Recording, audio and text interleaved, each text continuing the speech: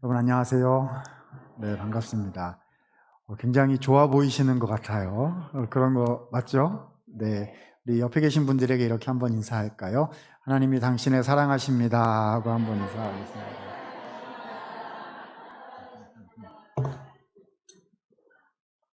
진짜 분위기가 좋으신데요? 네, 감사드립니다. 저는 오늘 요한복음 12장 말씀 같이 봉독하고 이 말씀 중심으로 해서 향유옥합 신앙을 회복하자라는 말씀 함께 좀 나누고 싶습니다. 사실 요한복음 12장 1절부터 8절 우리가 봉독한 스토리는 굉장히 잘 아시는 그런 말씀일 겁니다. 마리아라는 한 명의 여인이 예수님께 귀한 향유를 부어드렸다라는 헌신의 이야기입니다. 대개 우리는 마리아가 헌신한 것처럼 우리도 헌신합시다 이렇게 묵상하고 또 설교하고 또 적용하기도 합니다. 아마 우리 성도님들 중 신앙생활을 조금이라도 좀 해보신 분들 같으면 이 향유옥합 이야기의 큰 은혜, 감동을 받으셔가지고 주님 저도 마리아처럼 예수님께 향유를 드리는 헌신하는 삶을 살게 해 주십시오. 이런 결심 결단 해보신 적이 있으리라 생각합니다. 여러분 저는요 이 향유옥합 얘기를 들으면 20몇 년 전 제가 신학교 처음 갔을 때 한 사건은 아니고요 한 장면이 생각이 납니다. 신학교 이렇게 가면 거기 물론 새벽기도 하고 경건훈련하고 하루 종일 합니다만은 학교니까 수업도 해요. 수업도 하고 빡빡한 수업 일정이 계속이 됩니다. 그럼 수업 중간중간에 이렇게 나와서 쉬는 시간에 밖에 나와서 공기도 좀 마시고 그리고 커피도 한 잔 마시고. 근데 그때는 요즘처럼 무슨 아메리카노 그런 거 없었어요. 20몇 년 전이어가지고 뭐 있었냐 하면 자판기 커피 있었습니다. 그래서 대개는 100원짜리 이렇게 하고요. 전도사님들이 무슨 돈이 있겠어요. 그래가지고 이제 커피 잘 못 마시는데 그래도 어떻게 이렇게 하면 100원짜리 커피 이렇게 하고 부르조아 전도사님들이 먹는 200원짜리 밀크 커피가 있었어요. 동전 튀겨놓고 팅 누르면 나와가지고 한 모금씩 논아 마시고 그랬었는데 아무튼 그렇게 쉬는 시간 커피 타임이어서 건물 밖에 나와서 이렇게 도란도란 얘기할 때 제 옆에 있었던 어떤 전도사님이 저한테 갑자기 우리한테 얘기를 했었습니다. 있잖아, 나는 성경 말씀 중에 예수님께 향유를 드린 마리아 얘기가 제일로 좋아. 제가 들고 있던 커피 그 컵을 떨어뜨릴 뻔했어요. 놀래가지고요. 지금 무슨 간증 집회도 아니고 기도의 시간도 아니고 잠 깨 그렇게 졸다가 너 F맞아 교수님한테 찍히면 큰일 난데 잠 깨라 뭐 이런 거 하는 시간인데 갑자기 막 간증을 하는 거예요. 향유옥합 간증을. 그래서 굉장히 인상적이었습니다. 저 친구는 이 향유옥합 말씀에 정말 큰 은혜를 받았나 보다 이렇게 생각했던 적이 있었습니다. 우리 성도님들도 한 번 정도 이 말씀의 향유옥합 이야기에 큰 감동 은혜를 받으셨을 거예요. 헌신하자 하는 말씀입니다. 자, 그런데요 저는 오늘 이 말씀을 조금 더 선명하게 들여다보기 위해서 한 걸음 더 들어가 보았으면 좋겠습니다.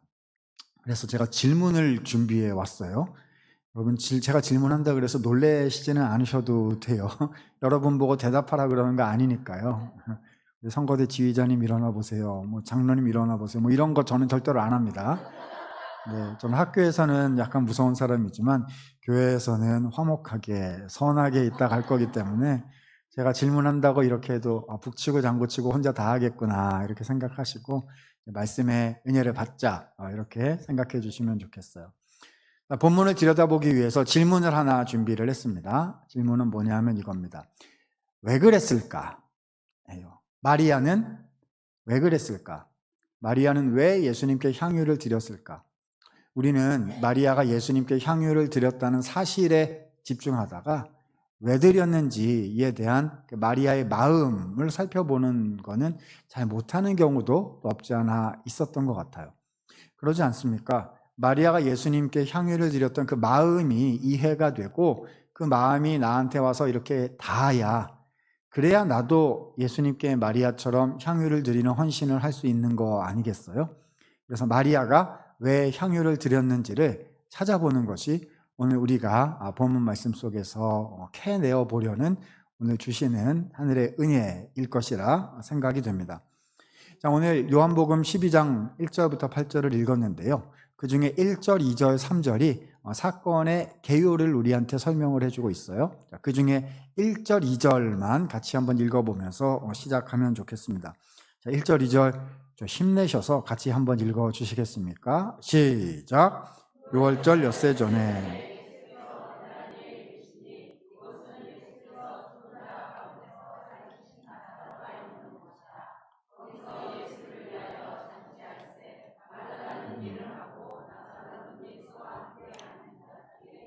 아멘. 자, 6월절 엿새전이었다거든요. 무슨 말이냐면 이제 6월절이 되면 예수님께서 우리를 위해서 십자가에 대신 죽으시는 고난 사건이 발생할 그때였다는 말입니다. 아마 예수님의 마음에는 이제 고치셔야 할 십자가에 대한 것으로 가득하셨을 거예요. 그런데요, 바로 이때 이 특별한 시점에 예수님께서 베다니라는 마을에 초대를 받아서 방문하시게 됐습니다. 요즘 교회 말로 하면은요, 신방 가셨다 이렇게 될 거예요. 자, 그런데 이 베다니 마을에 3남매 가족이 살고 있었습니다. 자, 누구죠? 오늘 본문의 주인공인 마리아하고 그다음 누이인 마르다하고 그들의 오라비였던 오빠였던 나사로하고 이렇게 3남매 가족이 살고 있었다는 거예요. 자, 요한복음 12장 여기에 나오는 나사로는 누구냐? 이 나사로가 바로 앞장인 요한복음 11장에도 나오거든요. 자, 이 요한복음 11장 제목을 붙이자면 이렇게 할 수 있어요. 나사로 부활 사건. 자, 나사로가 죽었거든요. 근데 자, 죽은 지 며칠 만에요? 4일 만에. 누가 살려주셨어요? 예수님께서 살려주셨어요. 여러분, 저는 이제 저희 아버님이 목회를 하셨거든요. 그래서 어렸을 때부터 교회에서 자라가지고요. 성경의 주요한 사건들이 되게 옛날 버전 교회 노래로 제 안에 저장되어 있는 경우들이 아주 많습니다. 혹시 예수님이 말씀하시니라는 진짜 옛날 노래인데요. 혹시 아세요? 1절이 뭐냐면 예수님이 말씀하시니 물이 변하여 포도주 됐네. 강사들이 물 하나 포도주 하나 갖다 놓고 여러분 무엇으로 살 것입니까? 포도주로 이렇게 해가지고 주여 이렇게 하던 노래가 있고요. 2절이 뭐냐면 이거예요. 예수님이 말씀하시니 죽은 나사로가 살아났다네. 이 바로 요한복음 11장 사건 이야기입니다. 죽은 지 4일 돼가지고 시신이 썩어서 냄새가 나려고 하는데 예수님이 오셔서 말씀하셨죠. 나사로야 나오너라. 주님 말씀하시니까요. 벌떡 일어나서 나왔더라.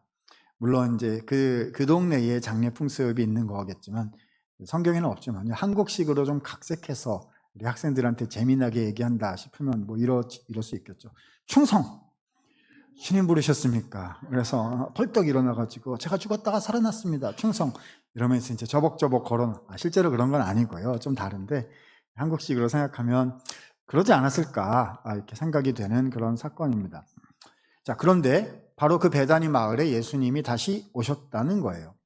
본문에 다 돼 있지는 않지만 우리가 추측컨대 아마도 사람들이 예수님을 다시 모셔서 나사로를 다시 살려주신 예수님 말씀도 좀 더 듣고 나사로하고 예수님도 다시 한번 보고 이러고 싶은 마음에 그런 걸 한 게 아닐까라고 조심스럽지만 좀 추측을 해보게 됩니다. 제가 베다니 마을 사람이었으면 이렇게 했을 것 같아요. 자, 정중, 마을 잔치 열린 거거든요. 잔치 열렸네? 마을 잔치 열렸네. 자, 정중앙에 누구 앉으시게 해야죠? 예수님이 예수님 딱 앉히고 옆에 누구 앉혀야죠? 나사로 앉혀야죠. 뭐 해야죠? 예수님 봤다, 나사로 봤다. 나사로 봤다, 예수님 봤다. 이야, 살리신 거 맞구나. 그렇죠? 다 들어서 알고 그때도 봤는데 이게 다시 하고 싶은 거예요. 이야, 살리신 거 맞구나. 아우, 마음이 흡족하다. 뭐 이걸 하고 싶었던 것 같습니다. 자, 아주 분위기가 좋은데요. 그때 저 뒤에서 한 명의 여인이 향유를 들고 나타난 거예요. 누굽니까?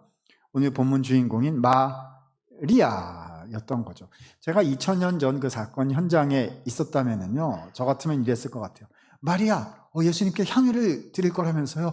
얼마나 귀한 일인지 몰라요. 너무 축복해, 너무 축복해. 빨리 앞으로 나와요. 제가 유튜브 생중계 준비해놨어요. 제가 언론 기자들 다 불렀어요. 빨리 오세요. 오늘의 주인공 마리아. 뭐 이렇게 했을 것 같은데요.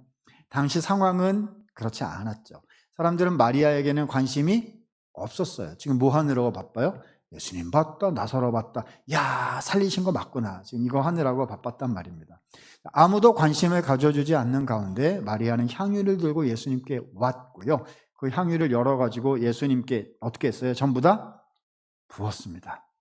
그윽한 향기가 사람들의 코끝에 가서 닿기 시작을 했고, 사람들은 동시다발적으로 생각하기 시작했을 것입니다. 무슨 생각을 당시 사람들은 했을까요?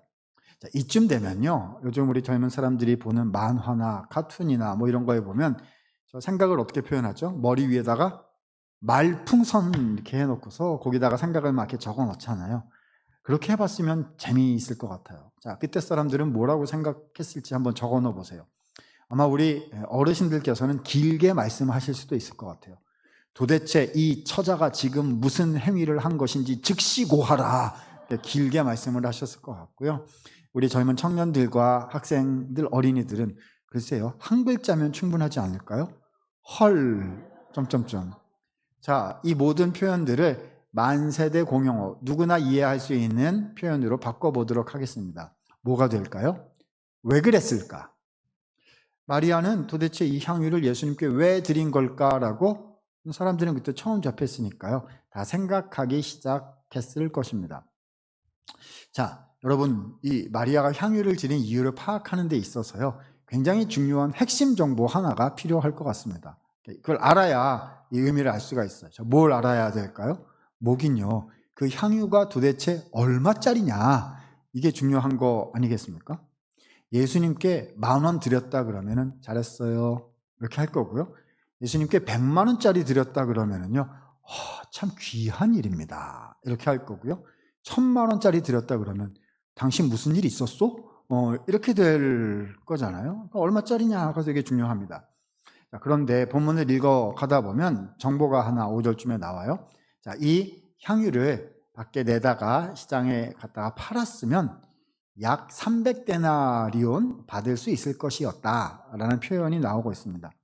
와, 성경 말씀이 좀 어렵기는 해요. 도대체 300데나리온이 얼마냐, 이런 생각이 드실 건데요.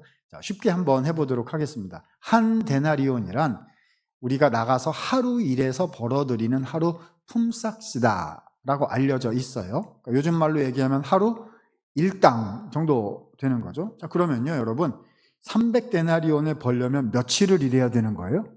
300일을 일해야 되는 거예요. 자, 1년이 365일이고요. 주일이 52주 있으니까 52 빼고 명절, 뭐 연휴 이런 거 좀 빼면 대략 300 나올 거잖아요. 그러니까 300데나리온이란 요즘 얘기로 말하면 1년 연봉 정도 될 것이다, 1년 수입 정도 될 것이다, 이렇게 생각할 수가 있죠. 하나도 놀라지를 않으시는데요. 우리 창신제일교회 성도님들은 1년 연봉쯤은 당장 바칠 수 있습니다, 뭐 이러신 걸까요? 아멘이 막 나오시는데요. 제가 그걸 기대했던 건 아닌데. 여러분, 큰 금액이거든요. 큰 금액. 아직도 와닿지 않으시는 것 같아가지고요. 자, 계산을 좀 해보겠습니다. 직종에 따라 이게 다 다를 텐데요. 그냥 순전히 제 맘대로 계산하기 쉽도록, 자, 하루에 10만 원 번다. 계산하기 제일 쉽잖아요. 10만 원 번다 하겠습니다. 자, 계산 들어갑니다. 300데나리온은 뭐죠? 300 곱하기 10만 원이잖아요. 그럼 얼마입니까? 3,000만 원입니다. 네, 아직도 잘 놀라지 않으시는 큰 금액이죠. 여러분, 이게 말이 3,000만 원이지요. 한번 생각해 보셔요. 요즘은 그래도 여성분들이 일할 기회도 많으시고 그렇지만 예전보다는요. 그런데 고대 사회에서는 그런 기회가 거의 없었을 거란 말입니다. 그러니까 고대 사회의 여성의 사회 경제적인 지위를 생각을 한다면 이 3,000만 원이란 마리아에게 뭘까요? 어쩌면 전 재산이었을 수 있습니다. 쉽게 갈게요. 마리아는요, 싹 다 팔아서 싹 다 바쳤다 라는 말이 되는 것입니다. 여기서부터 이해가 안 되기를 시작을 합니다. 여러분, 우리 예전 한국 초대교회 역사를 이렇게 보면은요, 저 어렸을 때는 그런 얘기를 어른들로부터 가끔씩 듣곤 했었어요. 어느 교회 어떤 장로님, 어느 교회 어떤 성도님들이 재산을 다 정리해서 복음 사역을 위해서 드리셨다라는, 믿기 어려운 이야기를 간혹 들을 때가 있었습니다. 요즘엔 제가 신학교수로 있는데요. 전국교회에서 일어나는 훈훈한 사건들이 저희한테 들려오는데 그런 일이 있었다는 얘기는 거의 듣지를 못하고 살아가는 것 같아요. 솔직히 뭐 얘기를 하자면 우리의 헌금 생활은 대개 이렇지 않습니까? 쓸 거 남겨놓고 그중에 11조 하시고 감사헌금 하시고 그리고 귀한 일이 필요하다 그러면 그때 힘을 내어 좀 더 하시고 이렇게 하는 거지 싹 다 드렸다는 얘기를 잘 들어본 적은 없어요. 근데 그러니까 뭐냐면 이 마리아는 대책이 없는 일을 지금 벌였단 말입니다. 왜 그랬을까요? 왜 그랬을까요? 막 궁금해지는 거죠. 자, 가설을 한번 세워보도록 하겠습니다. 마리아가 이래서 그랬던 게 아닐까. 자, 마리아는요, 죽었던 오라비 나사로를 예수님께서 다시 살려주셨기 때문에 감사하는 마음으로 헌금한 것이다. 자, 제목 붙입니다. 오라비 부활 감사 헌금이 되겠습니다. 처음 들어보셨죠? 저도 처음 말해봤어요. 부활절 감사 헌금 말고요. 그거는 예수님 부활하신 거 감사하는 헌금이 있고요. 오라비 부활 감사 헌금은 가족 얘기입니다. 그렇잖아요. 이 가족 중에 젊은 분이 있었는데 갑자기 돌아가셨어요. 얼마 내면 살려준다? 3천만 원 내면 살려준다. 그렇죠? 하시겠어요? 안 하시겠어요? 그러면 안 하신다고요. 그죠? 가족보다 돈이 중요하죠. 네. 아니요. 그 목사님 그거 확실합니까? 살려주는 거 확실해요? 이렇게 확실합니다. 예수님이 살려준다니까요. 그래서 확실하다고 하면은 그리고 뿐만이 아니죠. 그렇죠? 성경책에 이름도 나오게 해주고요. 예수님 옆에서 V 찰칵 사진도 찍게 해주고요. 노래도 만들어줘요. 죽은 나사로가 살아났다네 이런 노래도 만들어주고 하시겠어요? 안 하시겠어요? 확실하다면 어떻게든 마련해서 하시려고 하겠지요. 그 오라비가 다시 살아나서 감사헌금 했나 보다. 자, 그 의견도 그럴듯하기는 해요. 그렇지만 그 의견도 조금만 더 생각해 보면 아닌 것 같아요. 왜 그렇죠? 여러분 보세요. 지금 그 향수가 3천만 원짜리인데요. 이 3천만 원이 어디로 갔죠? 어디로 갔긴요? 땅바닥으로 사라졌어요. 이제는 더 이상 이 3천만 원은 쓸 수가 없게 됐단 말입니다. 여러분 제가 오라비 부활 감사 헌금을 드리고 싶으면요. 저는 이런 식으로 하지 않을 거예요. 저 같으면 어떻게 하느냐? 어떻게 하겠냐? 은행에 가죠. 은행에 가서 자 직원분 나오세요. 이렇게 해가지고 3천만 원 신권으로 빳빳한 애들로 번호 맞춰서 주세요. 귀한 분 드릴 거예요. 이렇게 해가지고 신권 번호 맞춰서 쫙 이렇게 한 다음에 손편지 써야죠.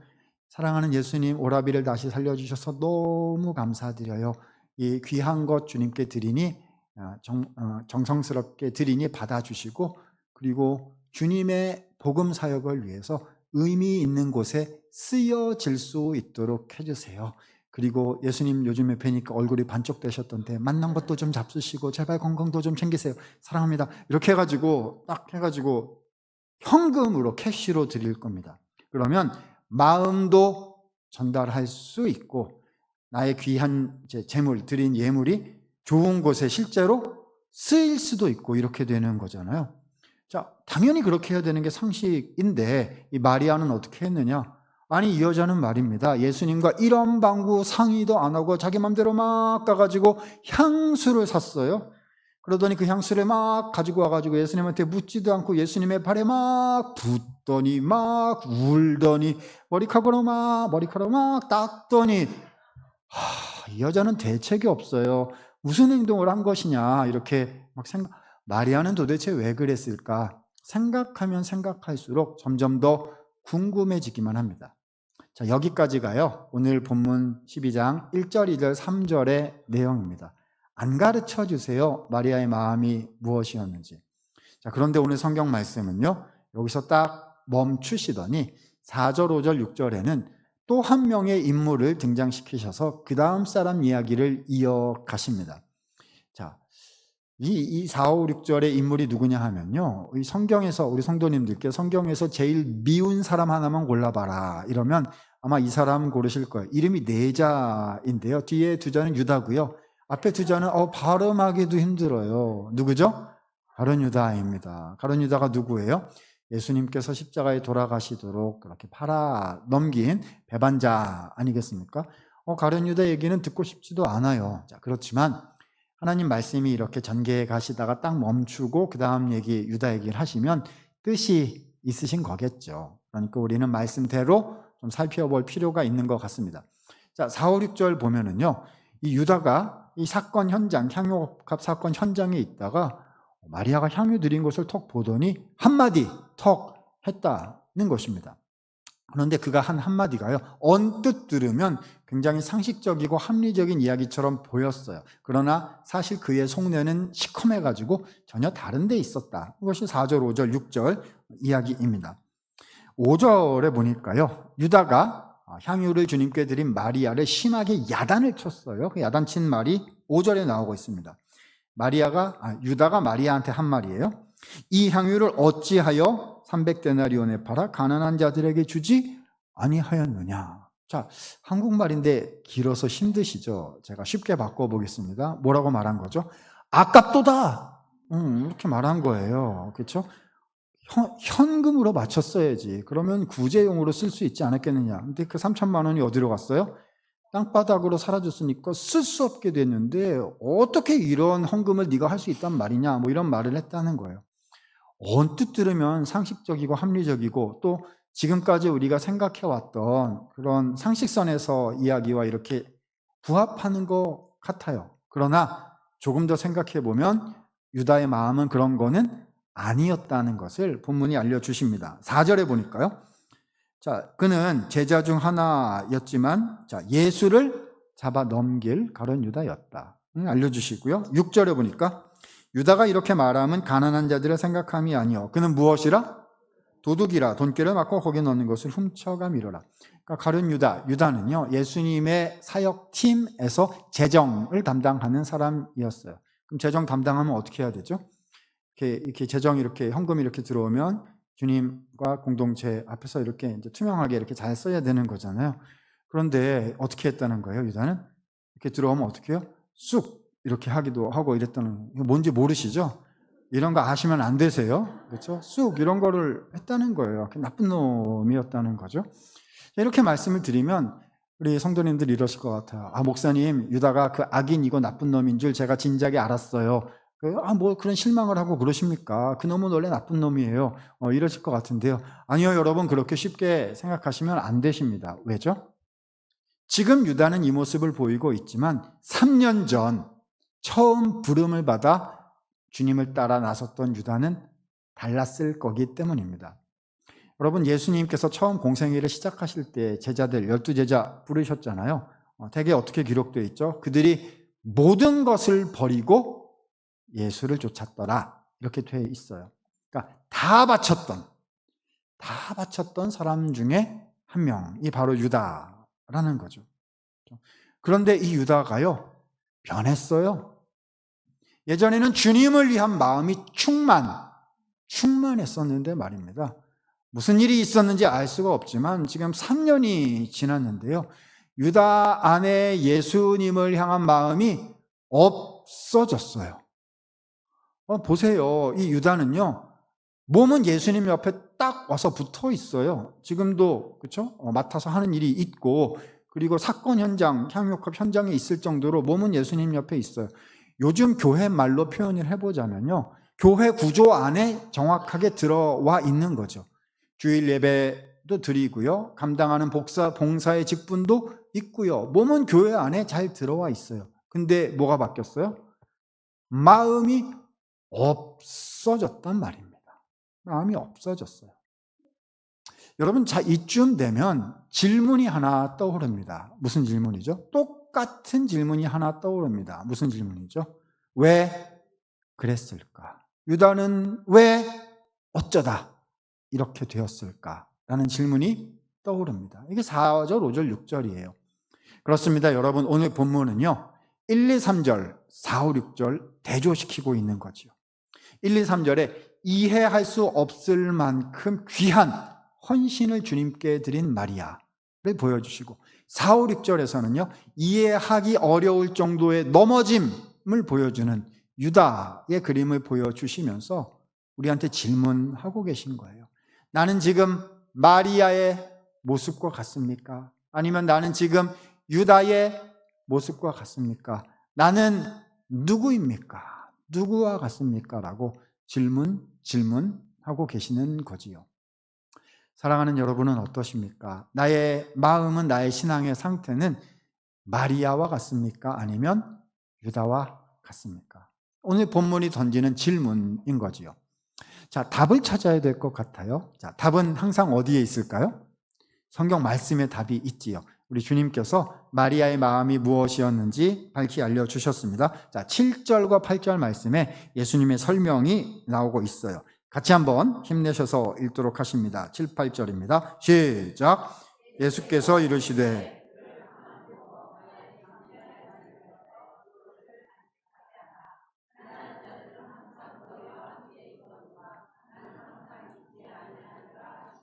아멘. 예수님께서 말씀하셨습니다. 마리아가 한 행동은 예수님의 무슨 날을 위함이다?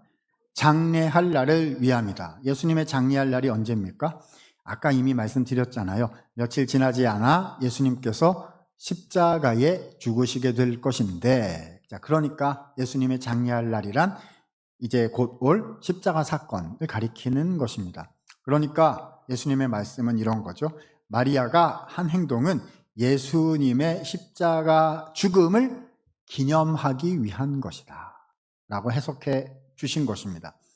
그렇지요. 이 향유란 물론 향기를 내는 용도이지만요, 그 고대 사회에서는 어디에 쓰였느냐?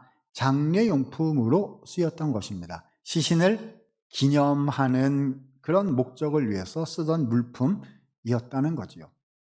왜 그 금액을요 예수님께 현금으로 드리지 아니하고 친히 예수님의 육체에 직접 부어야 했단 말입니까? 분명합니다.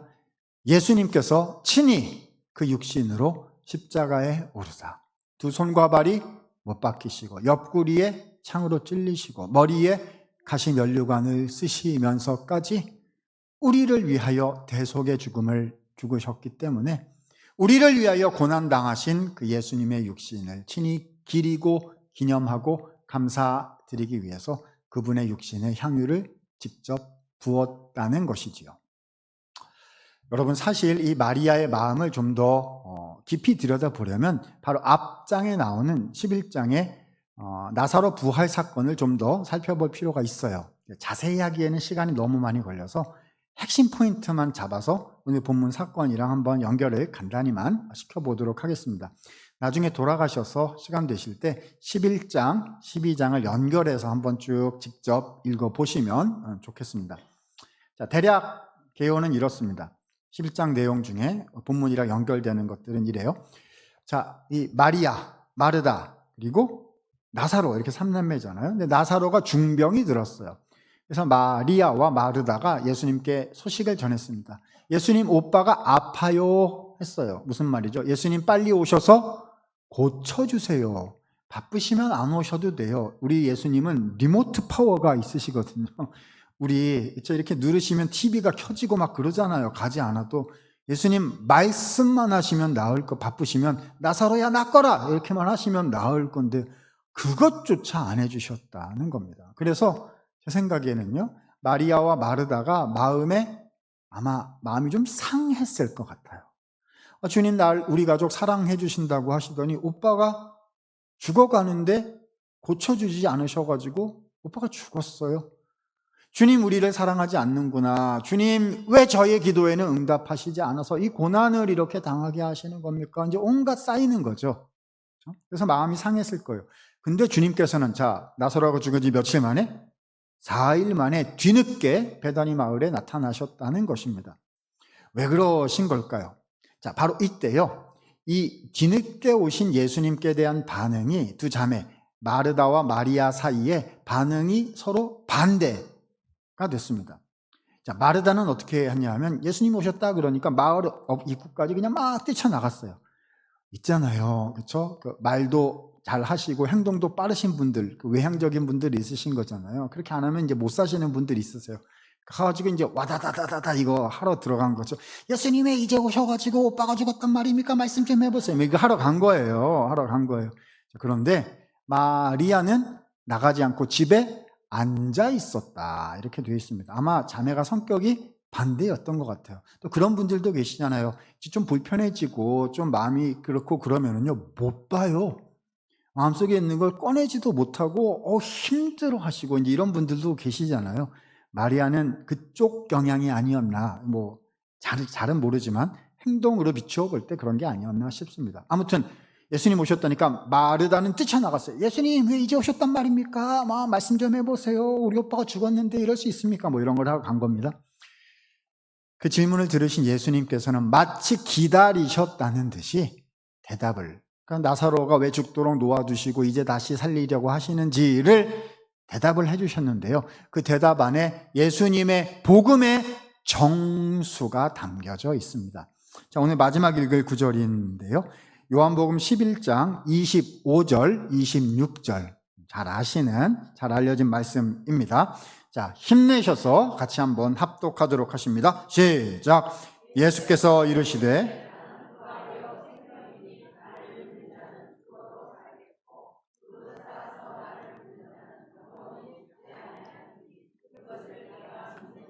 아멘. 자, 이 말씀에서 우리 예수님께서는 예수님 자기 자신이 어떤 분이신지 두 가지 단어로 설명을 해 주셨습니다. 첫 번째는 뭐지요? 나는 부활이다 하셨어요. 이 말씀의 뜻은 25절 뒤에 설명되어 있습니다. 나를 믿는 자는 죽어도 살겠고, 자, 이것은 예수님께서 육체를 부활시켜 주시는 부활의 주인이시다라는 말씀이죠.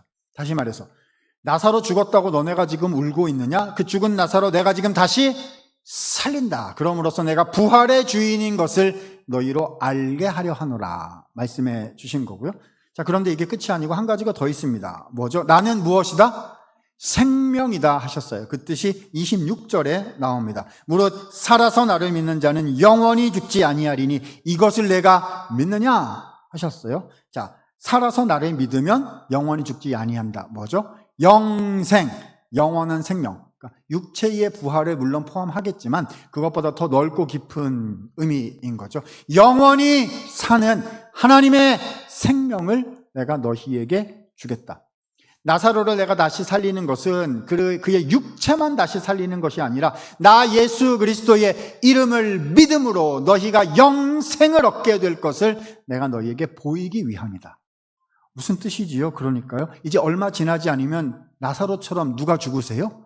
예수님께서 직접 죽으시는데 그냥 죽으시는 것이고 끝나는 게 아니라 3일 만에 다시 부활하실 것이고 그분의 이름을 믿는 자마다, 영접하는 자마다 하나님의 자녀가 되는 권세를 주시는 영생을 선물로 주신다. 그 말씀인 것이지요. 자, 이 복음의 정수가 여기 들었거든요. 자, 그런데 이 말씀을 누가 들었다고요? 마르다가 들었고 마리아는 어디에 있었다고요? 집에 있어요. 못 들은 거예요. 그 다음 성경을 읽어보면 예수님께서 마리아를 챙기신 것 같아요. 그래가지고 마르다를 시키셔가지고 마리아 좀 불러와라 이렇게 하셔가지고 마리아가 예수님께 왔어요. 그러면 부활 생명 메시지 한번 이렇게 더 해주시면 좋았을 법했는데 사건은 그렇게 진행이 안 됐어요.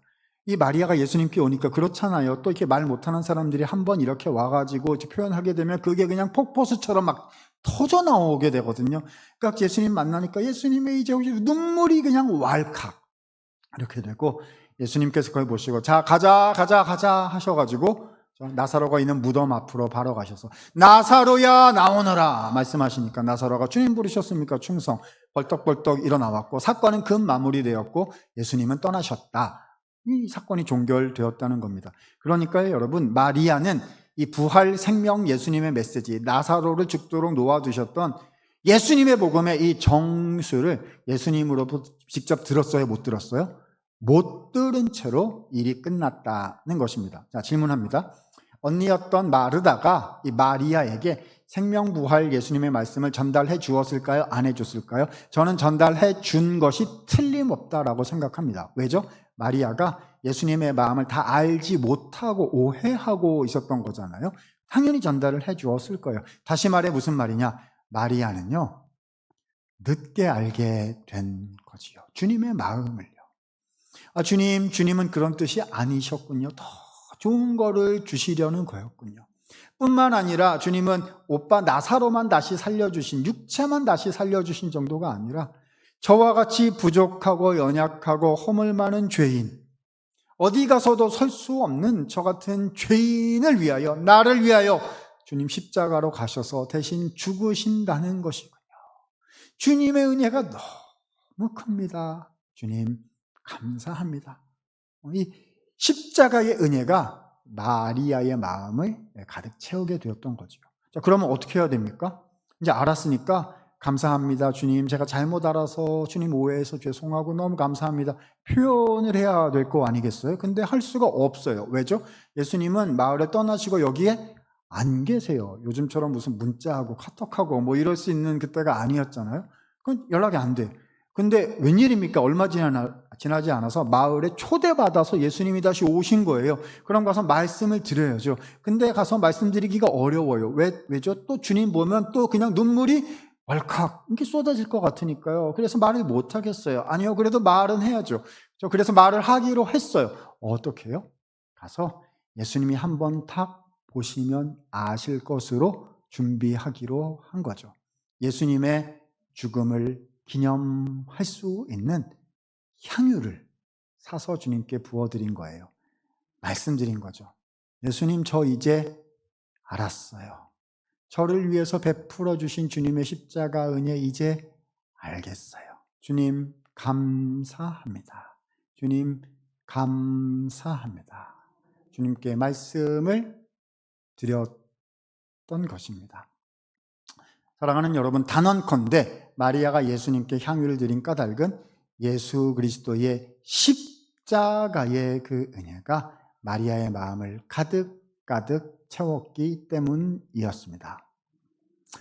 여러분, 저는요, 어렸을 때부터 교회에서 지내면서 온갖 종류 예배를 다 드리면서 온갖 말씀을 다 들었고요. 그래서 향유옥함 이야기 설교 말씀도 참 많이 들었던 것 같습니다. 근데 저는 부족하고 연약해 가지고요, 이 말씀의 핵심의 의미를 나중에서야 깨닫게 된 것 같아요.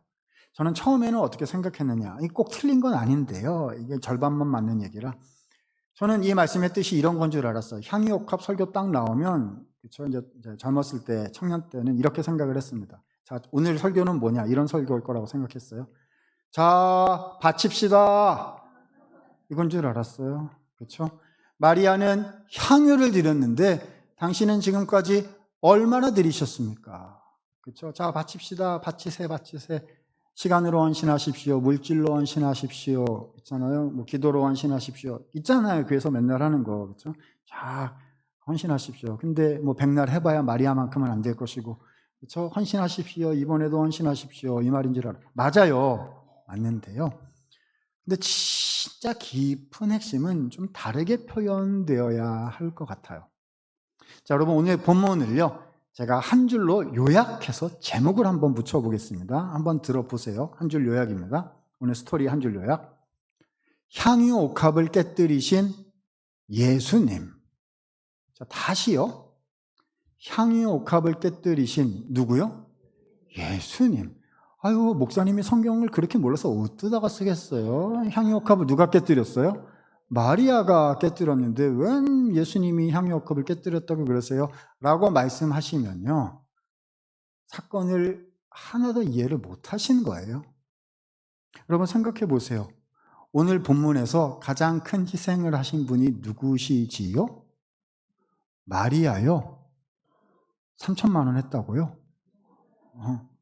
가장 큰 희생을 하신 분은 예수님 아니신가요? 예수님은 창조주이세요. 그죠? 피조물하고는 이 교집합이 하나도 없어요. 그런데 나 하나 때문에, 요거 나 하나 때문에 창조주께서 피조물 사람이 되어서 나를 찾아오셨어요. 사람이 되어 오셨어요. 그분은 심판의 권세를 지니신 심판의 주인공이세요. 재판장이시라고요. 그런데 나 하나 건지시자고요. 대신 나를 대신할 심판의 대상이 되셨어요. 피고가 되셔서 사형을 언도받으시고 사형을 나 대신 집행당하셨다는 거지요. 여러분, 생각해 보십시오. 오늘 이 스토리 본문에서요, 깨어진 진짜 옥합이 무엇일까요? 나를 위해서 깨뜨려지셨던 예수님의 육신, 십자가에 못 박히셨던 예수님의 육체야말로 깨어진 진짜 옥합이 아닐까요? 오늘 본문에서 흘려진 참 향유는 무엇일까요? 나를 위해 흘려주신 예수님의 존귀하신 보혈, 이야말로 흘려졌던 진짜 하늘의 향유가 아니겠습니까? 그러니까 여러분, 예수님께 향유를 부어드렸던 마리아의 마음을 표현해 보자면 이렇게 표현해야 될 것 같아요. 한번 들어보세요. 마리아는요, 그러니까 바친 게 아니었어요. 그 전재산을 어떻게 바칩니까? 바친다 생각하면 좀 남겨놓고 바치고 뭐 이렇게 하게 되겠죠. 그러니까 바친 게 아예 아니었다고요. 마리아는 반대였어요. 마리아는 받았던 것입니다. 마리아는 받았던 것입니다. 이해할 수 없을 정도의 놀라우신 주님의 은혜를 받았던 거지요. 우리가 교회를 신앙생활을 하면서 주님께 봉사하고 헌신하고 많이 하잖아요. 우리 많이 해요. 그래서 그걸 다 모아요. 어떤 분은 1년 하셨고, 어떤 분은 10년 하셨고, 어떤 분은 60년, 70년 하셨고, 이렇게 주님을 위해서 한 걸 이렇게 다 모아, 총합을 모아. 야, 내가 교회를 위해서, 주님을 위해서 많이 했구나. 이렇게 막 모아요. 그런데 요거 인간적으로 보면 좀 되는 요거 있긴 한데, 눈을 들어 하늘을 보아 예수께서 나를 위해 행하신 일들을 보니 그 주님이 하신 일에는 내가 한 모든 것들이 비길 수 없어. 비할 수 없어. 주님이 다 하신 것입니다. 이게 우리 찾아오는 생각이 되는 거지요. 여러분, 마리아가 주님 저는 받은 인생입니다 라고 말씀드렸던 그 은혜가 지금 내 안에 살아있습니까? 그 은혜가 살아있습니까? 이렇게 말씀을 드리면요, 저는 가끔씩 설교하면서 이런 생각이 들어요. 내가 설교를 끝내고 이렇게 예배가 끝나면 어떤 성도분이 저를 찾아오실 것 같아요. 목사님 일리 좀 와봐요. 그래가지고 이제 저를 끌고 뒷방으로 이렇게 들어가가지고 문 딱 잠그고 이제 물어볼 것 같아요. 말씀은 잘하시더만 한번 물어봅시다. 당신이 얘기한 그게 실제로 됩니까? 그게 되더이까? 무슨 말이죠? 열심히 봉사 헌신하고 그걸 받았다고 생각해라, 이런 말이잖아요. 그게 말은 그럴듯한데 그게 되더이까? 이렇게 저한테 물어보실 것만 같아요. 어렵죠. 제가 무슨 말 하고 있는지 제가 잘 알고 있습니다. 그래서 우리 주님께서는 저를 늘 가르쳐 주시고 잘못되어 갈 때 바로 잡아주시고 그렇게 해주고 계세요.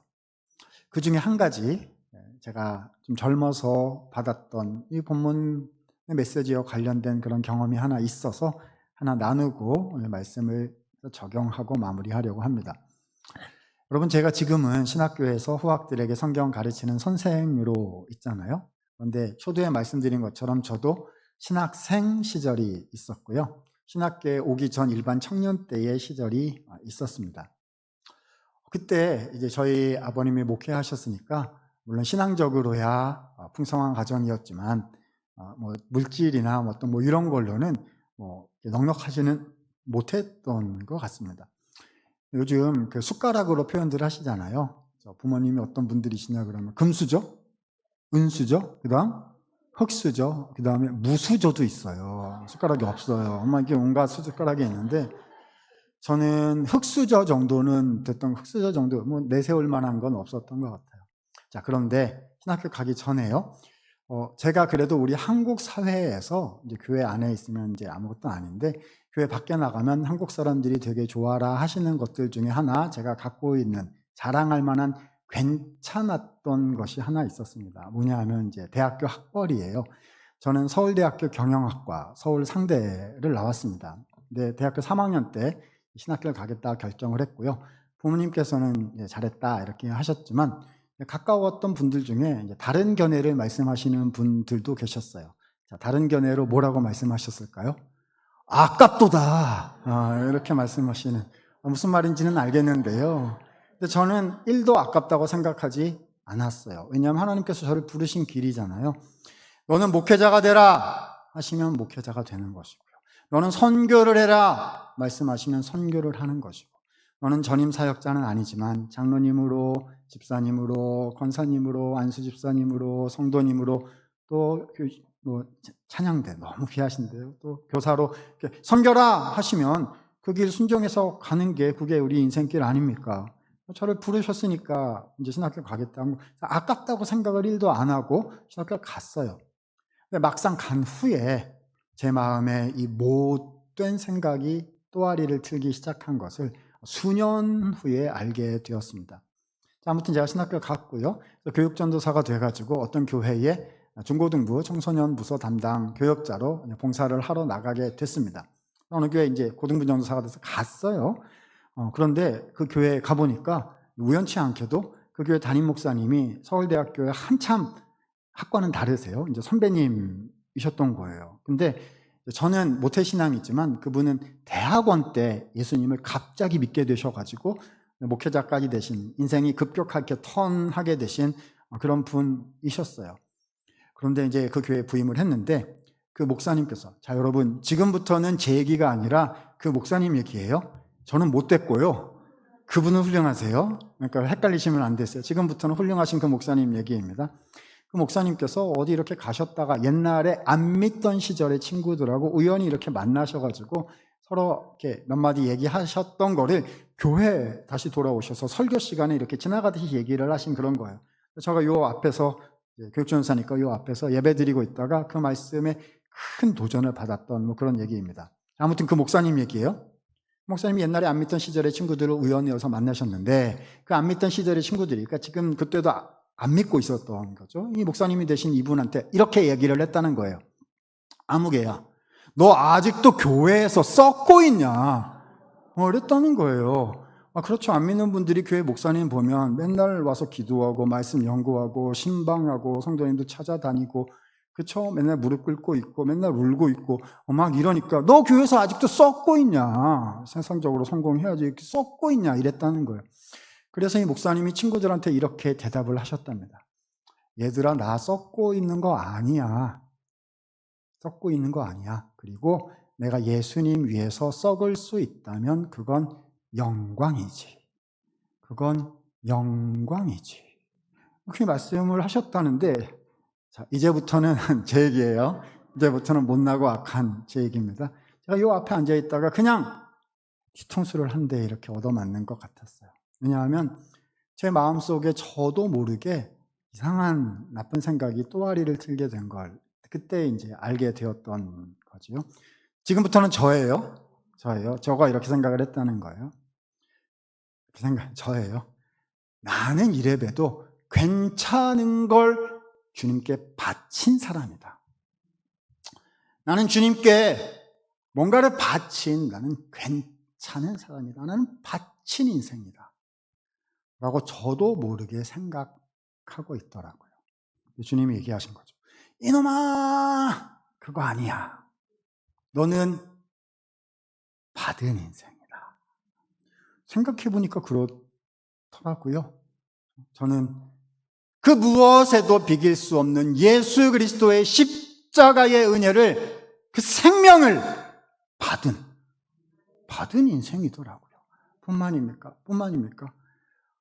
존귀한 주님의 교회를 섬길 수 있는 그 섬김의 권세를, 기회를 받은, 저는 받은 인생이더라고요. 그래서 그날부터 생각을 바꿔야 되겠다. 생각을 바꾸기로 했습니다. 그 다음부터 잘 됐을까요? 잘 안 돼요. 이 교회란 게 참 특별한 곳이어가지고요. 은혜 더 받은 사람이 계속 봉사하게 돼 있는 곳이거든요. 그렇죠? 그래서 저는 예를 들어서, 우리 여러분들은 안 그러실 텐데 못된 저는 그래요.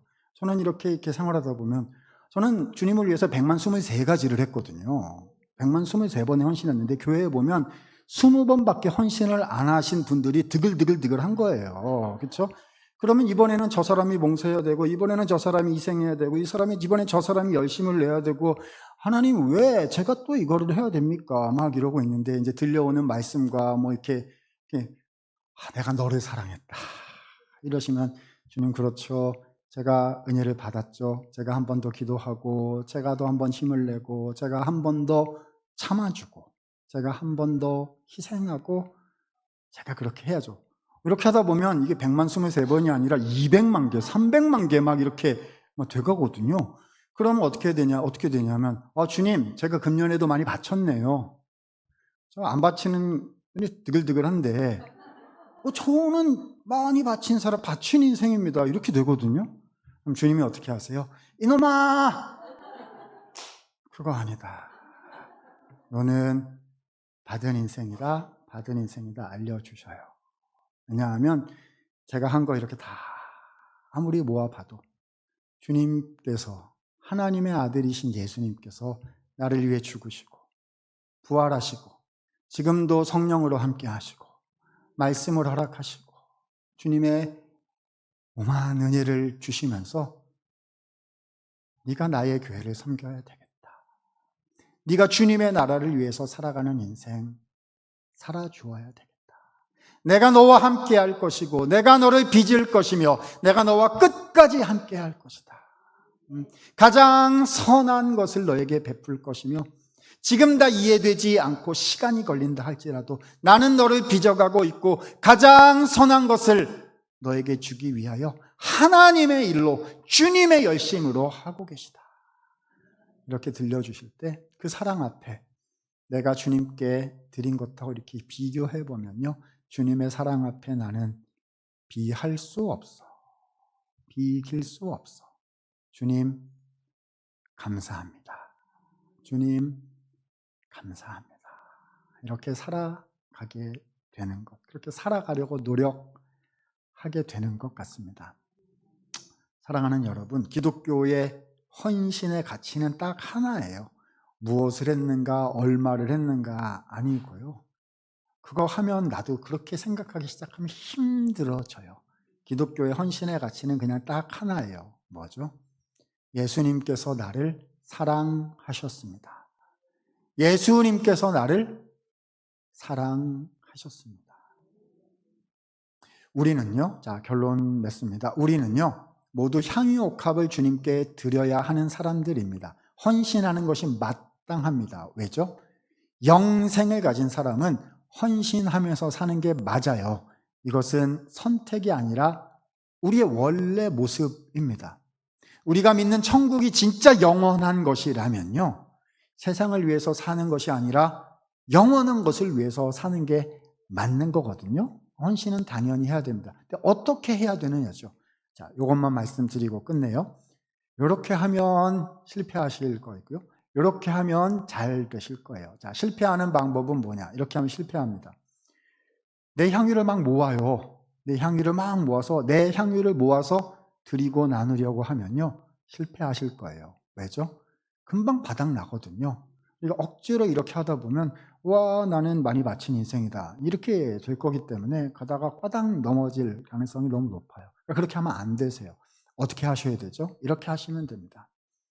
향유는요, 하늘에서 받아서 드리고 나누는 것입니다. 향유는요, 하늘에서 받아서 드리고 나누는 것입니다. 주께서 나를 사랑하셨습니다. 그 은혜와 사랑이 놀랍게 커서 그 사랑에 감사합니다. 그 사랑에 감사합니다 말하면서 주님의 은혜를 따라가는 것, 거기서 생명과 회복의 역사가 터져 나오게 되는 거지요. 회복과 부흥을 위한 말씀 사경회 오늘 첫날입니다. 우리가 이런 기도와 소원의 제목을 마음에 품으실 수 있으면 좋겠어요. 주님, 앞으로 한 달 동안 마리아에게 주셨던 그 은혜가 제 속에 넘쳐나는 시간이 되게 해 주십시오. 저 자신을 돌아볼 뿐만 아니라 자기를 돌아보는 것 가지고는 다 안 될 거예요.